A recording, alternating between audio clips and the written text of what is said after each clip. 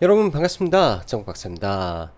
오늘 시장 참 어려운 또 하루가 연속되지 않았나라는 생각이 듭니다. 쉽지 않은 시장 속에서 다시 한번 코스피 코스닥이 또 다시 급락을 하면서 좀 마감이 되었는데요.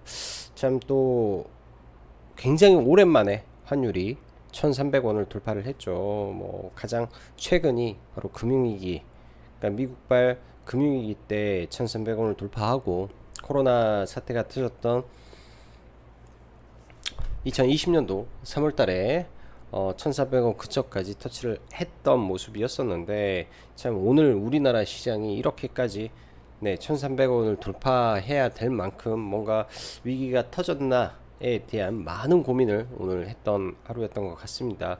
개인적으로는 내일 예를 들어서 지수가 빠지게 된다면 여전히 매수로 대응할 생각을 가지고 시장을 바라보는 입장인데요. 그 가운데 참 불분명한 악재가 명확하지 않는 가운데 이렇게 빠지니까 사람 생각을 참 복잡하게 만들었던 오늘 하루였지 않나라는 생각이 듭니다. 그러다 보니 오늘 장 끝나고 저도 아이를 데리고 참 이번 주에 우리 아이와 함께 집 근처 한강을 이렇게 저렇게 걸어 다니면서 좀 많이 걷고 생각을 많이 하는 시간을 최근에 많이 갖는데요.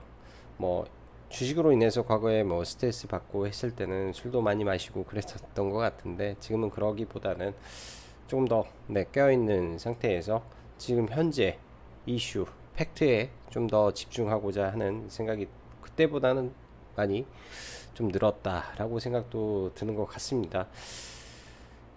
주식시장에 저도 네 있는지 어느덧 20년이 좀 안 되는데요. 그간 금융위기도 겪어봤고 뭐 카드 대란만 안 겪어봤던 것 같네요. 2001년이죠. 그때를 제외한 그 이후 시장은 다 겪어봤던 것 같은데, 매번 하락장은 너무나 괴롭고 아프고 또 그 하락의 클라이막스는 온갖 잡설과 구설수가 굉장히 시장에 많이 나오는 것 같습니다. 지금도 여전히 뭐 이런저런 이야기도 많이 나오고 하는데, 아직은 약간의 곡소리는 좀 덜 나오는 것 같다라는 생각도 들고요. 그래서 도대체 왜 이 시점에 환율이 1300원을 돌파를 했으며, 환율이 1300원을 돌파한 거는 1997년 IMF 시절, 그리고 2001년이죠. 그때 카드 대란 터졌을 때, 그리고 또 언제야? 2008년도 미국의 서프라임 모기지 사태로 인한 금융위기 발생,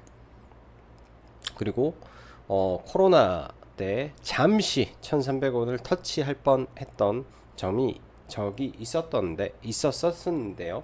그 당시 코스피는 1400포인트까지 수직 낙하를 하면서 그럼에도 불구하고 환율이 1300원을 넘지 않았습니다. 근데 지금 코스피가 2350포인트에 있는 가운데서 오늘 환율이 1300원을 돌파했다라는 것은 사실 굉장히 의미 있는 부분이라고 생각이 들어서 참 많은 시간을 할애했던 것 같습니다. 지금 시장에서 반등이 얼마나 더 강하게 나올 것인지, 이게 어떻게 보면 1300원을 고점을 찍고 다시금 내려오면서 안정을 찾아줄 수 있는 것인지, 또한 외국인은 도대체 지금 시점에 뭘 봐서 도대체 어떤 거를 봤길래 한국 시장을 이렇게 팔고 또 이런 포지션을 계속 가는 것인지에 대한 많은 고민을 했던 것 같아요. 여전히 답은 없죠. 제가 그들의 입장이 아니기 때문에 여전히 명확한 답은 없지만은 이런 부분에 대한 고민은 해볼 만한 가치가 있다라고 생각을 합니다. 소중한 자산이고 그렇기 때문에 굉장히 많은 고민을 또 해볼 생각인데요. 여전히 참 사람 복잡하게 만드는 시장이지 않나라는 서두의 말을 좀 깔고 시작하도록 하겠습니다.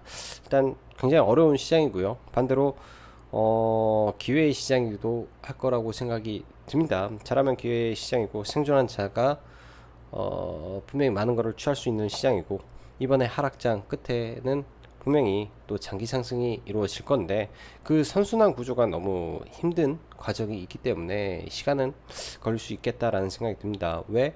인플레이션으로 인한 긴축으로 인한 이 결국에는 경기 침체로 가면서 수요 파괴가 되겠죠. 수요 파괴가 된다면은 지금 급등하고 있는 곡물이라든지 국제 유가라든지 모든 가격이 또 반대로 급락하는 현상을 맞이하면서, 이게 경기 침체를 야기하고 수요 파괴를 만들면서 또 전체적인 기업들의 실적이 하락하는 사이클을 또 반복할 수밖에 없는 게 이 경제 사이클이기 때문에 그런 과정이 또 순환 쪽으로 또 돌아가면서 다시금 또 올라가지 않을까. 또 나중에는 금리 인하를 한다라는 소식 속에서 경기 침체로 인해 금리를 인하하면서 또 한 번 더 빠질 수도 있고 굉장히 좀 복잡하게 지금 구조가 돌아가고 있는 것 같습니다. 뭐 말하자면 굉장히 좀 긴 내용이겠는데 이어가도록 하죠. 자, 코스피 코스닥 또다시 급락 마감. 네, 환율 1300원 돌파 및 도대체 외국인은 뭘 보았을까요? 부채 문제, 부동산, 왜 이 시점에 정부는 은행에 금리 인하를 강요하는 걸까요? 개인적으로 참 사람을 복잡하게 만드는 시장이지 않나라는 생각을 많이 해봅니다. 네, 오늘 시장 보면은 여전히 하락 종목 수가 매우 많은 시장이 연속되었고요. 또 1200개 가까운 하락이 진행되었죠. 최근 거의 매일같이 이런 현상이 좀 발생을 하는데 오늘 참 억울하고 짜증나고 답답한 거는 뭐 니케이는 마이너스 0.37%, 그 다음에 홍콩, 근데 대만은 이해가 가요. 오늘 대만과 우리나라 증시가 크게 빠졌는데 일단 대만 TSMC에서도 문제가 좀 있었죠. 그간 항상 100% 가동률에 계속 가격을 올렸던 TSMC가 주문 취소, 수요 감소로 인해서 가동률을 90%대로 하향 조정을 했다라는 이슈가 나오면서 일단 대만의 조정도 있었고, 국내 증시는 삼성전자의 디램 우려, 가격 하락 가능성과 지난번에 5천만 대 재고, 휴대폰 재고 이슈가 있었는데 오늘은 가정과 스마트폰 부품의 일단 리드 타이밍이 2주, 재고 리드 타이밍이 2주나 연장되면서 이 부품 주문을 일부 중단했다, 그리고 취소 통보를 했다 등등의 이슈가 나오면서 오늘 국내 증시, 특히 IT 섹터가 완전히 초토화가 돼버렸습니다. 사실 IT 섹터만 초토화가 되면 삼성전자 이슈, SK하이닉스라든지 뭐 TSMC의 이슈로 인한 전체적인 시장의 하락이라고 이해를 하겠는데, 모든 종목, 모든 섹터 종목이 전부 다 하락을 했기 때문에, 그리고 그 이면에는 외국인들의 이 투기적 매도 포지션이 계속 강화됐던 부분이 있었기 때문에 그런 고민을 많이 하는데요. 매일같이 양방향 매매를 하면서 선물 시장과 옵션 시장에서 시장을 상당히 교란하고 있는 모습이 그렇게 썩 마음에 들지는 않은 것 같습니다. 그렇게 썩 마음에 드는 거는 아닌 것 같고요.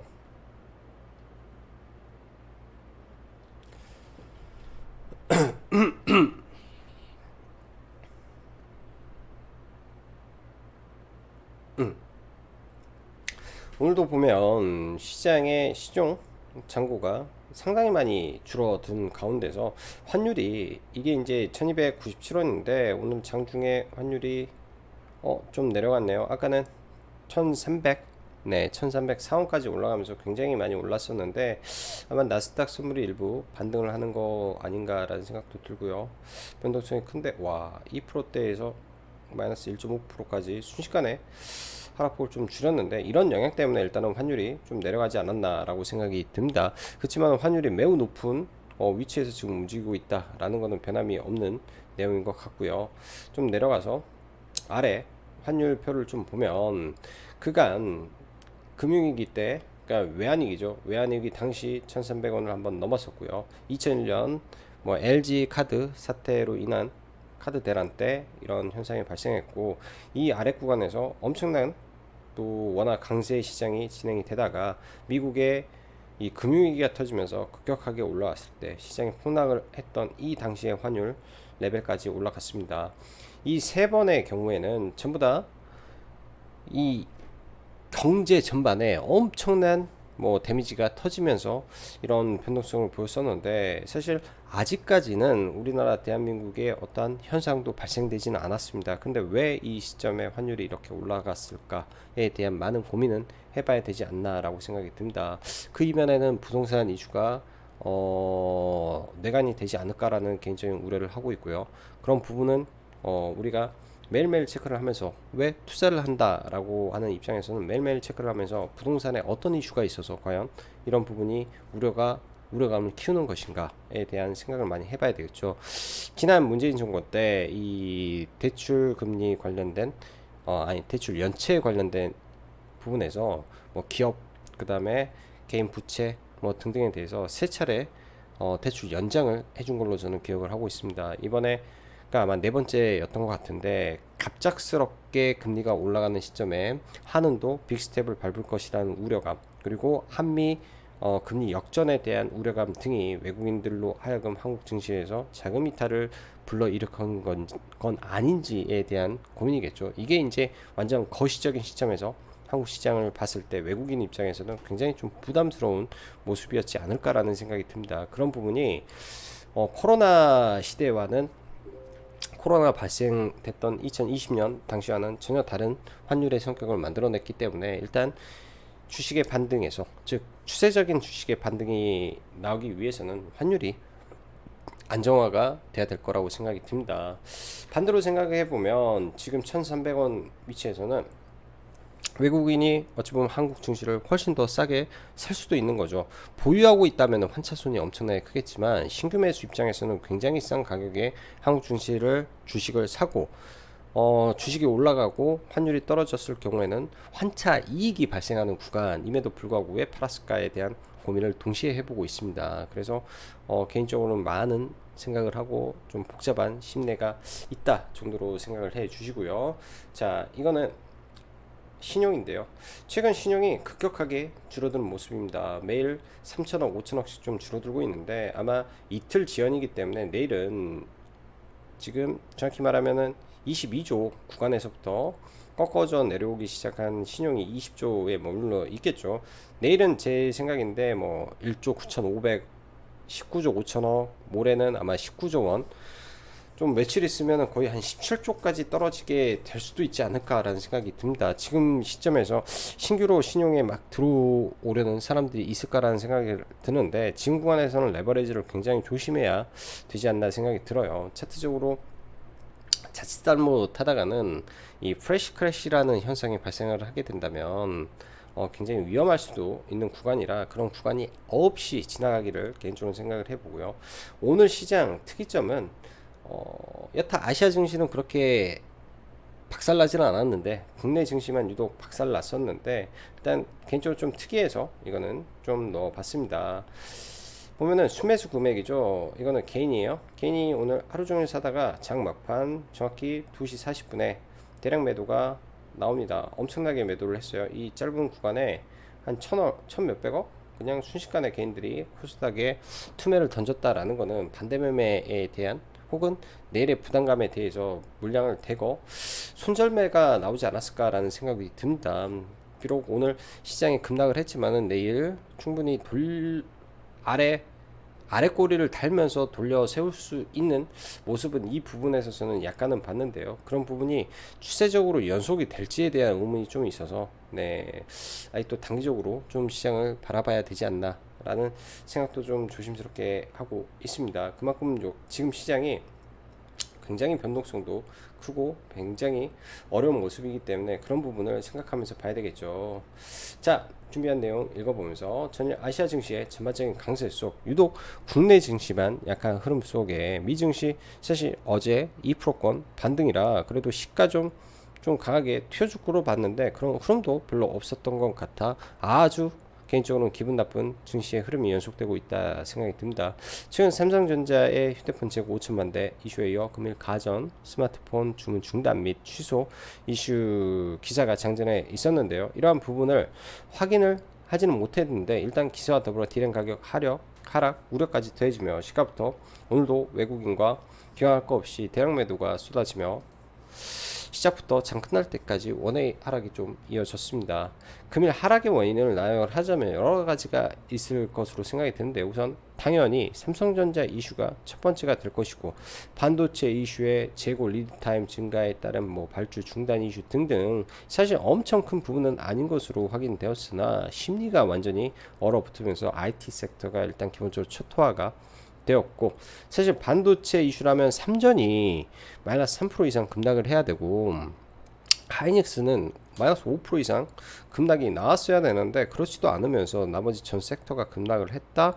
이건 참 이상하다 라고 생각하는 포인트 중에 하나입니다. 그리고 무역수지 적자 이슈겠죠. 무역수지 적자폭 확대 이슈인데 이건 문제 소지가 충분히 될 수 있는 문제인데요. 그렇다고 환율이 이렇게 폭등하지는 않습니다. 아무튼 수출은 감소하고 있고 수입은 에너지 등 자원 수입 증가에 무역수지 적자는 지속 확대되고 있다라는 점은 분명 문제될 소지는 있을 거예요. 2008년 금융위기 때도 무역수지 적자폭이 잠시 확대됐는데 지금 현재가 그 당시보다 무역수지 적자폭이 점점 늘어나고 있다라는 점이 일단은 우려인데 이게 줄어들기보다는 더 확대될 거라는 부분이 일부 환율에 영향을 미쳤을 수도 있겠다라고 보여집니다. 또 다른 한 가지는 레버리지 청산 이슈인데요. 금일 CFD 차익거래 계좌에서 대량의 반대 매매가 특히 반도체 섹터에서 폭발했다라는 찌라시가 많았습니다. 저도 이 부분에서 아는 지인한테 좀 여러 번 문의를 좀 해봤었는데 사실이라고 하더라고요. 임계점에 넘어간 듯하고 이 점은 지난 코로나 때 첫 투매의 시작이 CFD 계좌 즉 CFD 차익 계좌라고 하죠. 내 돈 안 넣고 그냥 말 그대로 주식을 빌려다가 사고팔고 하는데 그 차익으로 먹고 사는데 이런 부분이 임계점이 넘으면 돈을 갚아내야 되는 구조다 보니까 이 레버리지가 폭발했다라고 저는 보여집니다. 지난번에는 CFD 계좌 청산 이후 신용 반대 매매가 급격히 터졌던 것으로 저는 기억을 하는데요. 아직 신용 비율이 매우 높은 것은 사실인데 이 물량이 과연 누가 받아줄 수 있을 것인가에 대한 부담 요인이 있다 생각이 듭니다. 여기까지가 금일 하락의 주요 요인으로 보면 될 듯 한데요. 나머지는 오늘 밤 있을 파월의 연설 정도인데 인플레이션 이슈, 금리 이슈, 전쟁 리스크 등은 부단 대한민국의 일이 아닌 전 세계에 공통된 이슈인데 왜 도대체 대한민국 증시만 하락을 하는 것일까에 대한 고민을 지금 매일매일 저녁게나 하고 있는데 답이 쉽게 나오지는 않습니다. 이 부분까지는 오케이 다 이해한다 그거죠. 충분히 이해해요. 충분히 이해하고 그렇게 이 문제로만 했으면 우리나라 증시는 바닥을 잡았어야 된다라고도 생각을 합니다. 더 이상 빠지는 게 좀 이상하다라고 생각이 들어요. 왜? 최근에 이 밀이라든지 옥수수 가격에 피크를 쳤고요. 이게 수요가 어찌됐든 우크라이나 문제가 꺾이지 않은 상태에서 가수요가 폭발적으로 올라왔고 그러한 투기 자금이 발을 뺐고 원유도 마찬가지죠. 원유도 가격이 떨어지고 있는 시점에서 더 이상 CPI라든지 그런 부분이 올라가지 않을 상황 속에 있기 때문에 문제가 되지 않을 거라고 저는 보는데 이런 부분이 왜 도대체 우리나라 증시에만 이랬을까에 대한 고민을 많이 합니다. 일단 모든 지표적으로는 과매도권에 들어왔기 때문에 어찌됐든 내일 시장에서 하락을 한다면 저는 매수로 일단 대응을 고민을 많이 하고 있고요. 그런 종목군들을 좀 잡아놓고 방송 전에 이제 종목분들 많이 체크를 해놨는데 외국인은 대한민국의 미래에 어떤 것을 보았을까? 환율이 1300 돌파, 1997년 외환위기, 그 다음에 2001년 카드 대란, 2008년 금융위기, 2020년 코로나는 거의 터치 정도, 그리고 지금 돌파를 했다. 도대체 무엇을 본 것일까에 대한 고민이 너무너무 많이 됩니다. 그리고 왜 정부는 은행권에 부동산 대출 이자를 내려라고 말하는 건지, 그렇다면 우리가 유추해 본다면 이게 당장은 저는 아닐 거라고 생각이 들어요. 당장은 아닐 거고 7월 달에 금통위 이슈에서 기준금리를 올리죠. 분명히 올리겠죠. 추후 대한민국의 문제점으로 부각될 이슈가 대출 연체부터 시작되는 거 아닌지, 그렇기 때문에 7월 금통위 전에 이런 액션을 취하고 있는 건 아닌지 의심스럽습니다. 사실 제 눈엔 싸 보이는 종목이 너무 많은데 매번 시장의 하락의 마지막 클라이막스는 고통스럽고 무섭기 때문에 아직 그 공포가 덜 온 것 같기도 합니다. 근데 반대 매매의 스타트는 이미 끊었고 그 구간에서 여러 차례 흔들림은 분명 있을 거라고 생각이 듭니다. 시장에서는 아마 대량의 반대 매물가 엄청나게 출회됐다 등등, 혹은 정부의 개입이 나온다든지 공매도 금지가 나온다든지 했을 때 분명히 바닥은 잡을 수 있을 것 같고, 지금 구간에서는 단기 반등마다 단기 매매로 대응을 하다가 의미 있는 수급이 바뀔 때부터 추세를 전환시키지 않을까라고 생각이 듭니다. 원자재를 잠깐 보면요, 엄청나게 떨어지고 있네요. 아까도 좀 내려오다가 최근에 이 원자재 하락이 본격화되고 있다라는 거는 그나마 좀 긍정적이게 보여지는 내용인 것 같습니다. 그나마 원자재가 상당히 많이 떨어지고 있는데요. 오늘은 방송을 제가 늦게 시작했기 때문에 좀 보면 원자재 급락이 뭐 나스닥 종목분들은 올라가는 것 같고, 그 외 중소형주 러셀 지수는 빠져버리고 빅스도 마이너스. 근데 왜 유럽 지수는 빠질까? 이런 부분들 아마 내일 아침까지 일단은 시장은 좀 체크를 하고 봐야 되지 않나 생각이 듭니다. 유독 테슬라만 상승을 하고 있고요. 테슬라만 상승을 하고 있고, 어제 강했던 로키드 마틴이라든지 이쪽 에너지 관련주는 유가 급락에 따른 하락, 어그리컬처 뭐 이런 쪽 곡물 쪽 급락을 하고 있고, 베이직 케미칼도 급락을 하고 있고, IT 반도체, TSMC의 이슈, 삼성전자 하락이 있었으니까 전수요 하락. 뭐 사실은 크게 볼만한 부분이 많이 없는 것 같네요. 참고할 만한 부분이. 그리고 메타의 어제 급락 이후에 오늘 반등 정도 흐름인 것 같습니다. 자, 국내 시장 보면서 하나하나 마무리를 해보죠. 오늘은 종목에 대한 이야기는 사실은 좀 뺐는데요. 일단 좀 이따가 뭐 추가적으로 몇 개만 좀 보도록 하죠. 일단 지수를 좀 놓고 볼게요. 지수. 연봉으로 봤을 때 일단 저는 코스닥 지수가 단기적으로 거의 임계점에 다 왔다라고 생각을 합니다. 여기서 얼마나 도대체 얼마를 더 빼야 되는 건지 참 그런 고민을 많이 하게 되죠. 여기서 도대체 얼마를 더 빼야 되는 건지. 단기에 그것도 이 짧은 구간에 반년 만에 30%를 뺐는데, 이게 지금 금융위기 터졌을 때거든요. 50%. 금융위기가 안 터진 상태에서 이렇게 빠져야 되는 건가? 금융위기도 이런 단기간에 이렇게 빠진 게 아니라 1년이라는 시간 속에서, 그러니까 11월 달에 바닥을 잡았기 때문에 그렇게 반등을 주고 빠졌는데, 이번은 그때보다 더 시장이 지독하게 좀 빠지지 않나 생각도 듭니다. 일단은 추가적으로 하락을 한다면 720포인트 언저리에서 돌려주는 성격이 좀 있을 거라고 좀 보여주고요. 월봉 기준에서는 엔벨로프를 깨버렸기 때문에, 그러니까 볼린저 밴드를 깨버렸기 때문에 이 하단 지선이 뭐 이 언저리인데, 이 자리도 700포인트 초반이 되겠죠. 그래서 일단은 빠지면 이때부터는 잡긴 잡아야 된다라고 좀 보여주고요. 주봉상 엔벨로프 구간에 일단은 터치는 했습니다. 문제가 과거 이 당시 때 이 엔벨로프를 터치를 하고 길적 반등을 준 다음에 항상 더 밀렸다라는 거, 더 밀렸다라는 거, 더 밀렸다라는 거, 터치를 하고 반등을 하고 한 차례 더 밀릴 수 있다. 이 밀리는 구간이 아마 신용 반대 매매 구간이지 않을까라고 생각이 듭니다. 매번 이 자리에서 근데 이 폭이 너무 크기 때문에 이 구간에서 적절한 비중 조절과 대응이 있어야 되고요. 이게 이제 마지막 하락의 클라이막스가 되지 않을까라는 생각이 많이 드네요. 매번 이 구간이 하락폭이 이때는 마이너스 6%, 이 구간에서 마이너스 12%, 이 구간에서 여기까지는 훨씬 셌죠. 마이너스 19%까지.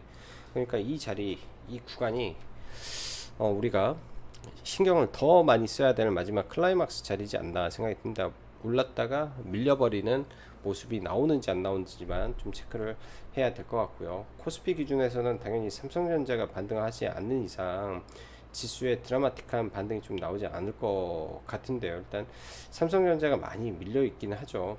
삼성전자가 거의 지수와 삼성전자가 맥을 같이 하는데, 지수와 삼성전자가 맥을 같이 하는데, 이거 밑에 있는 이 추세선은 아주 옛날 삼성전자의 아주 옛날에 만들어져 있던 이 추세선 구간까지 일단 내려왔습니다. 어느덧 이 엄청 옛날에 거저 있던 추세선까지 일단 내려왔는데요.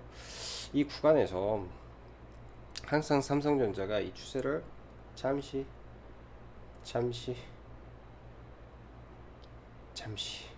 이탈은 합니다.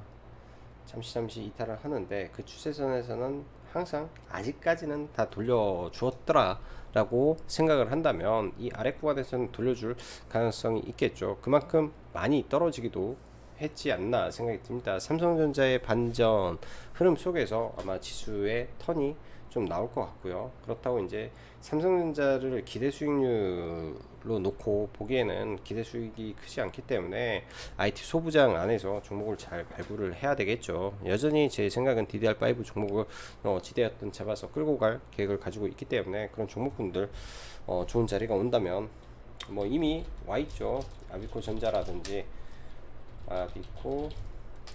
전자라든지 정말로 저는 많이 빠져 있는 상태라고 생각이 듭니다. 뭐 DDR5가 안 나온다, 전혀 생산하기도 어렵고요. 뭐 이런 구간들 이미 다 빠졌다라고 생각을 하는데 시간 되면 다 돌려줄 걸로 보여주고, IT 반도체 뭐 해성 DS라든지 심텍이라든지 굉장히 강했던 종목군들이 정말 고점 대비해서 뭐 단기간에 큰 폭의 낙폭을 좀 보였어요. IT 반도체 이슈가 터지면서 물론 굉장히 많이 올라온 상태에서 좀 밀렸긴 하지만은 실적과 동반해서 올라왔기 때문에 심택이라는 종목도 이런 구간까지 내려온다면 적어도 이 자리에 손절을 하더라도 대응을 할 수 있는 자리지 않나 생각이 좀 드네요. 대덕전자도 마찬가지고요.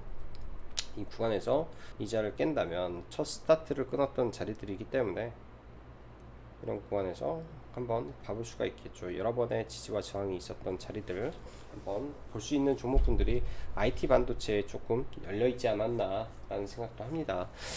자, 그 밖에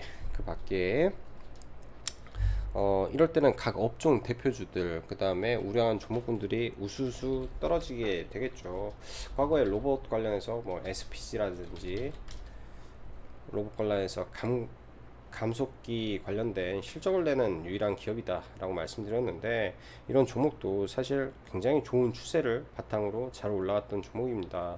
하락이 강도가 어디까지 떨어질지 모르겠지만은 이런 장기 편선 120선 주변 언저리에서 충분히 잡아볼 만한 종목이라고 생각이 들고요. 뭐 기본적으로 지난번에 저점을 지켜줬던 이런 자리라든지 이때 돌파를 만들었던 뭐 시작점인 14,000원 구간이라든지 종목군들 흔들렸을 때 내려오는 구간을 또 잘 체크를 해놓고 보셔도 좋은 종목이기 때문에 충분히 무리가 없지 않나 라고 생각이 듭니다.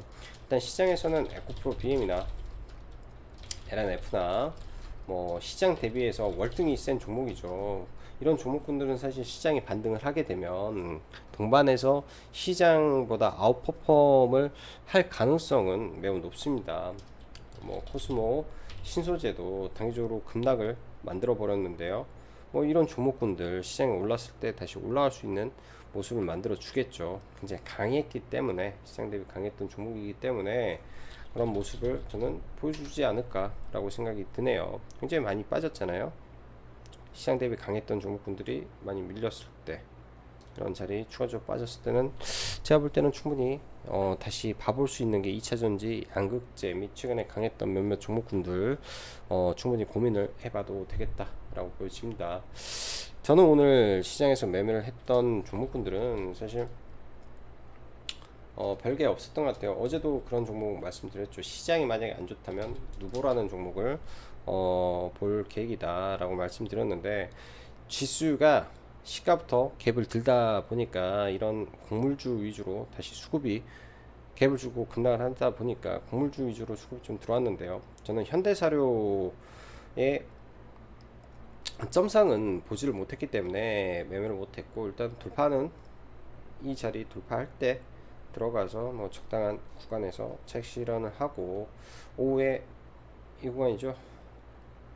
이 구간 또 돌파를 해서 여기서 이제 분할로 들어가서 매도를 했는데 상한가 가기는 어려울 것 같다 라는 생각에 전량 청산을 하고 좀 나왔던 것 같습니다. 그래서 내일도 아마 곡물 쪽은 보긴 할 것 같은데, 아까도 말씀드렸다시피 이 인플레이션 우려에 의한 최근에 이런 해치 종목군들이라든지 뭐 곡물 종목군들이 많이 오르고 그랬었는데, 이런 가수요에 의한 부분이 선물에서 대량 청산이 되고 있다라는 점은 이런 곡물주들 전부 다 단기 트레이딩 그 이상도 그 이하도 아닌 종목군들이 저는 되지 않을까 라고 생각이 듭니다. 오히려 그런 부분에 우려가 풀리게 되면 점진적으로 또 시장이 또 돌아갈 수밖에 없기 때문에 해지는 그냥 단순하게 짧게 봐야 될 것 같고요. 오늘 현대사료 때문에 이런 일이 발생을 한 거죠. 현대사료가 액면 분할을 하고 이 높은 구간에서 또 거의 점상으로 올라가다 보니까 저는 이거를 체크를 못했던 것 같아요. 이걸 봤으면 당연히 누보를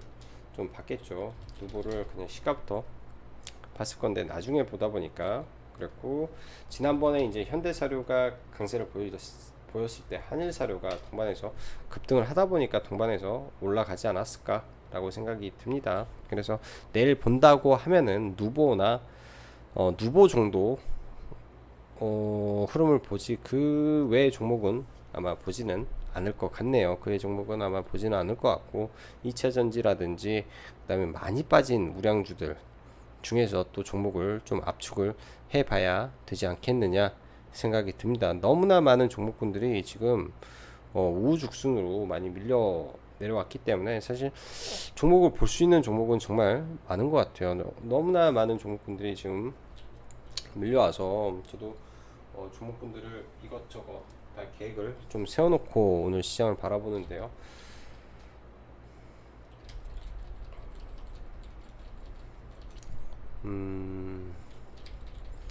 뭐 이렌텍이라는 종목도 이 반도체 이슈랑 도대체 담배랑 전자담배랑 무슨 상관이냐니 이렇게 미는지 그런 고민들, 그 다음에 뭐 건설주도 마찬가지고요. 아무튼 많은 종목군들이 너무나 많이 밀려왔다. 내일은 단기적으로 좀 돌릴 가능성이 높겠다라고 저는 생각이 듭니다. 자, 맥스트라는 종목을 오늘 오전에 시가에 좀 들어갔었는데요. 구글, 알파벳, 뭐 메타버스 뭐 등등 관련해서 7월달에 협의체를 출범한다, 그러니까 공동 포럼을 진행한다라는 이슈가 있어서 시가 이하로 좀 들어갔다가 시가부터 좀 밀리는 모습 때문에 그냥 짧게 매도를 하고 나왔던 것 같아요. 짧게 매도를 하고 더 이상 매매를 좀 안 했고요. 어제 매매를 했던 하이딥이라는 종목을 어제도 되게 열심히 매매를 했었는데, 이러한 의미 있는 구간에서 사상 최대 거래량이 발생한 종목이죠. 뭐 이런 구간에서 사상 최대 거래량이 어제 발생을 했기 때문에 종가 베팅을 어제 좀 하고 오늘 시가에 그냥 전량 매도를 한 상태에서 보면은 종가의 매수를 고려한 거는 이 구간 돌파 라인이 명확하게 있었기 때문에 만약에 추가적으로 밀리게 된다면 내일 여기까지는 매수로 대응을 하려고 일단은 좀 천천히 분할 매수를 좀 진행을 했던 것 같습니다. 시간에 때 4.4%인가 그때 아마 전량 매도를 좀 하고 아주 소량 좀 남겨놓고 좀 보고 있는데요. 좀 많이 밀려서, 그래서 이 종목은 원래 강했던 종목 안에서 그냥 눌림 매매를 오늘 좀 했던 종목이고요. 자, 그 다음에 노터스, 최근에 제가 이 종목은 낙주 매매를 꼭 보겠다라고 말씀드렸죠. 거의 그 중간에는 이때 뭐 이 구간에서 첫날 급락하고 그 다음 날이죠. 첫날 다음에 그 다음 날 떨어질 때 이 구간에서 매매하고 이때 매매하고 그 다음부터는 손을 안 댔습니다. 제가 원하는 구간에서 이 둘째 날 이 낙폭을 이용해서 매매를 하고 아직까지 기다렸다가 오늘 좀 한 세 차례 정도 매매를 했는데요. 6,500원을 사실은 기다리고 매수를 걸어놨는데 6,500원에서 최근에 안 돼서 그 자리에서는 매매를 좀 못했던 것 같습니다. 이 종목 자체에 특별한, 그러니까 에디슨 EV처럼 뭐 쌍용차 인수라든지 쌍용차 관련된 모멘텀이라든지 그런 부분이 없는 상태에서 단순 무상증자 이슈로만 지금 이렇게 올라갔다가 떨어졌기 때문에 특별한 모멘텀은 없는 걸로 저는 생각이 들어요. 그래서 이 주가를 다시 끌어올리기는 어렵겠다 라고 생각이 돼서 더 이상 매매는 고려 대상에서 넣지는 않고자 합니다. 매매는 고려 대상에서 좀 안 넣고 좀 봐야 되지 않나 라는 생각이 많이 들고요. 자, 뭐 자동차 종목 중에 화신이라는 종목도 굉장히 실적이 좋은 종목 중에 하나죠. 이 하락장에서 잘 버티는 종목이기 때문에 이 종목도 이런 박스권을 깨지 않는다면 이런 자리도 괜찮아 보이고요. 자, 빨리 뭐 몇 개 종목분들만 하나하나 툭툭 찍어서 한번 드리면 태웅, 로직스 좋죠. 실적 좋은데 무상증자 첫 자리까지 내려오는 자리이기 때문에 급락하면 이런 종목도 실적 확인해보고 한번 보면 참 좋을 것 같고요. 이녹스 첨단 소재도 굉장히 많이 밀려 내려온 종목이라 한번 관찰 좀 해보셔도 나쁘지 않을 것 같고, 자, 그 다음에 베셀이라는 종목도 시장 대비 매우 강했던 종목이에요. UAM 관련해서 이 종목도 이런 구간을 깨지 않는다면 이런 자리에서 다시 반등의 힘을 보여줄 가능성이 매우 높죠. 자, 케어젠이라는 종목도 급락을 했을 때 엔벨로프 구간에서는 굉장히 우수한 성과를 냅니다. 이런 자리까지 내려올 때 좀 기다렸다가 보면 굉장히 강하게 올랐던 이 당뇨병 관련된 건강보조식품을 하는 회사인데 비싸서 못 샀던 종목군들이 많이 내려온다면 이런 종목군들이 또 의외로 좋은 투자처가 저는 될 수 있을 거라고 생각이 들고요. 자, 폴더블폰 관련해서 파인테크닉스가 있죠.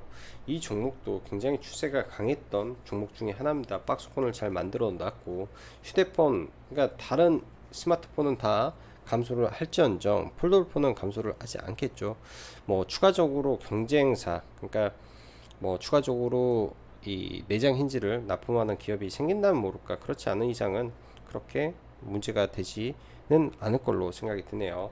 오늘 시장 보면은 시장에서 뭐 미코 바이오메드라든지 이런 투창 관련된 종목군들이 좀 올랐는데 중간에 갭이 너무나 장초반부터 높게 떠서 저는 매매할 포인트를 좀 잡기가 좀 어려웠던 것 같습니다. 장막판에 이제 뭐 차바이오텍 뭐 이 정도, 네. 차백신 연구소 갑자기 이제 3시에 2차 뭐 검사에서 확진 뭐 그게 나왔다라고 해서 미코바이메드가 상한가에 가고 뭐 나머지 종목군들이 뭐 순환매 펼치면서 좀 올라갔었는데요. 그래서 그 구간에 장 막판에 이 자리 돌파 시도하는 것 같아서 갑자기 거래대금 확 들길래 들어가서 뭐 짧게 뭐 운 좋게 좀 싸게 잡혀서 막판에 좀 크게 이걸로는 수익이 좀 났던 것 같습니다. 저는 이게 재료 소멸로 잘못하면 갈 것 같아서 오버나잇은 좀 하긴 그랬었는데 뭐 시간 지나고 나니까 좀 이게 그냥 일반 홍역으로 판명이 나다 보니까 시간에 종목군들이 다 안 좋았던 것 같네요. 그래서 이런 이 감염병 관련해서는 사실 굉장히 어렵기 때문에 오버나잇 한다라는 것 자체가 좀 부담되지 않나 생각이 들고, 재건 관련된 테마는 계속 곡물과 함께 순환을 하고 있고, 또한 이 곡물 관련된 종목군들이 크게 떨어졌을 때 재건 관련주들이 다시 부각을 받을 가능성이 높다라고 생각이 듭니다. 그래서 반대로 재건 관련주 조금 보시면서 시장 바라보면 좋을 것 같네요. 많이 어려운 시장입니다. 다들 힘내시고 내일 하루도 성공 투자 하시길 바라면서 지수가 빨리 반등해 줬으면 좋겠네요. 자, 오늘도 수고 많으셨고 여기까지 짱구 박사였습니다. 감사합니다.